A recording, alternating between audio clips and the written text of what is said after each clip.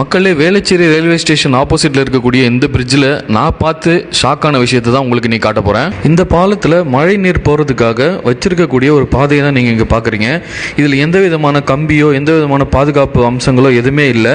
இப்போ பாருங்கள், கீழே இன்னொரு ரோடு இருக்குது, அதில் போகிற கார் கூட நமக்கு தெரியுது. ஃபேமிலியாக டூ வீலரில் வரவங்க நைட் டைமில் கொஞ்சம் ரிலாக்ஸ் பண்ணிட்டு போகலான்னு சொல்லிட்டு அவங்க குழந்தைங்கள இந்த இடத்துல இறக்கி விட்டாங்கன்னா என்ன ஆகும்னு கொஞ்சம் நினச்சி பாருங்கள். இது ஒன்று மட்டும் இல்லை மக்களே, இதே பாலத்தில் நிறைய இடத்துல இதே மாதிரி தான் பாதுகாப்பு இல்லாமல் விட்டுருக்காங்க. ஆழ்துளை கிணற்றுல குழந்தைங்க விழுந்துடுறாங்க அப்படின்றதுக்காக அது எல்லாத்தையும் மூடணும் அப்படின்னு சொல்லிட்டு அரசாங்கம் சட்டம் போட்டிருக்காங்க. ஆனால் இந்த மாதிரி ஓப்பனாக இருக்குது, இது யார் மூடுவாங்கன்னு தெரியல.